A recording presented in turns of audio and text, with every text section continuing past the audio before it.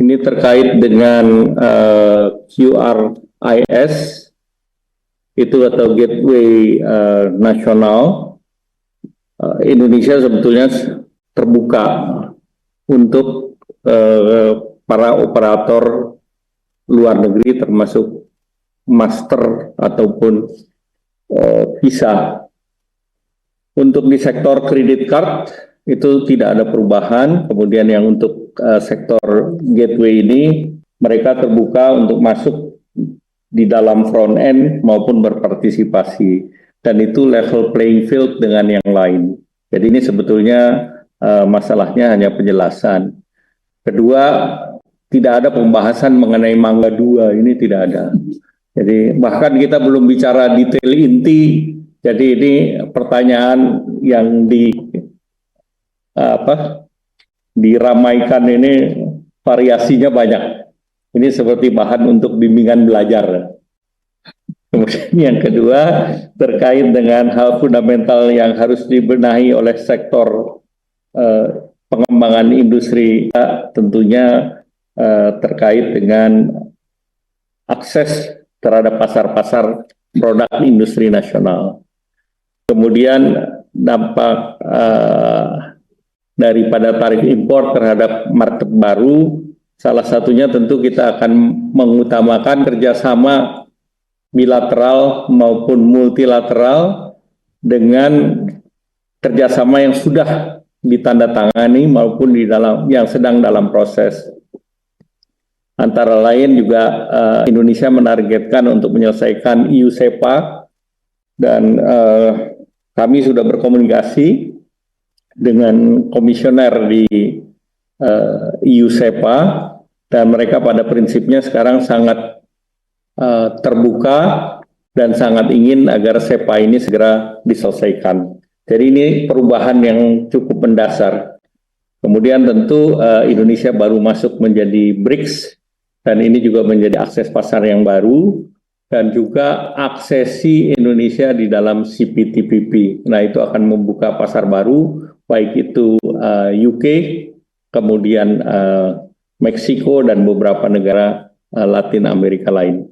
Terus dari Mas Stefano, karena kita dalam proses perundingan, maka tentu apa yang ditawarkan dan apa respons itu masih merupakan hal yang dinamis, jadi bukan posisi yang statis.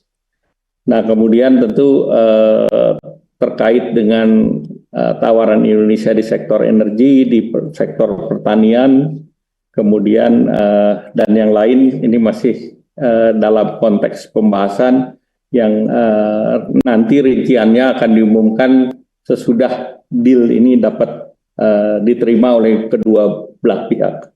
Nah, respons awal dari Amerika tadi sudah disampaikan Ibu Menteri Keuangan, Indonesia adalah yang salah satu yang pertama yang merespons.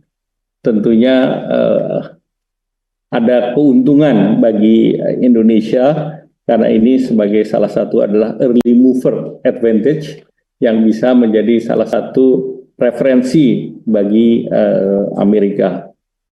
Kemudian tantangan yang dihadapi tentu karena ini adalah Indonesia adalah satu dari lebih dari 70 negara, sehingga tentu bagi Indonesia adalah bagaimana kita menjadi perhatian pertama, dan alhamdulillah ini sudah berhasil kita capai dan schedule sudah dipersiapkan, bahkan Indonesia mengusulkan timeline yang lebih pendek yaitu 60 hari, dan ini diapresiasi oleh berbagai negara yang kebetulan sedang ada di Washington. Kami juga berdiskusi dengan like-minded countries yang kebetulan ada di Washington, dan kita share apa-apa yang kira-kira bisa bermanfaat bagi Indonesia.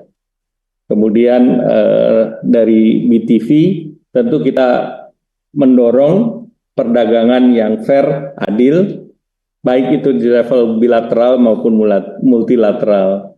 Jadi tentu ini bukan dalam tanda petik zero sum game, dan ekonomi diharapkan bisa tumbuh sehingga pengalihan daripada import untuk komoditi dari negara tertentu, tentunya ada komoditi lain yang Indonesia bisa tingkatkan. Selanjutnya Ibu Menteri Keuangan, silakan. Pak Menko sudah menjelaskan dari sisi pendekatan disampaikan tadi oleh Sekretari Bessent, memang Amerika melakukan perundingan secara bilateral. Jadi dalam hal ini tidak dilakukan dalam bentuk grup negara. Namun itu tidak berarti bahwa Indonesia dan tentu saja dalam hal ini kita dengan ASEAN tidak bisa bertukar informasi untuk bisa melihat apa potensi-potensi kerjasama baik di dalam proses perundingan ini maupun di dalam konteks apa yang bisa dilakukan untuk memitigasi risiko dan berbagai kemungkinan. Jadi dalam hal ini justru pada saat pertemuan G20 dan juga dalam pertemuan IMF World Bank ini semua menunjukkan suara yang sama, semua negara, apakah dia negara maju, negara emerging maupun negara-negara berkembang lainnya, semua mengabarkan bahwa ketidakpastian global dengan tidak adanya kepastian mengenai bagaimana hubungan perdagangan antar negara akan diatur telah menimbulkan risiko sangat besar terhadap keseluruhan pertumbuhan ekonomi dunia. Dan dengan melihat bahwa ini adalah masalah bersama, maka muncul tekad untuk bekerja sama agar risiko ini dapat dimitigasi atau dihindari. Untuk beberapa topik pembahasan seperti untuk negosiasi tadi, selain substansinya yang telah disampaikan oleh Pak Menko di dalam pertemuan tersebut, beberapa materi disambut positif, namun ini adalah masih proses negosiasi. Seperti yang kita lihat pengalaman Amerika Serikat di dalam negosiasi terutama dengan negara-negara seperti RRT, Meksiko, dan Kanada, mereka mengcover yang hubungannya dengan tarif maupun yang non-tarif barrier. Di dalam non-tarif barrier ini termasuk berbagai regulasi dan prosedur-prosedur yang dianggap menghalangi atau tidak menguntungkan bagi perusahaan Amerika Serikat.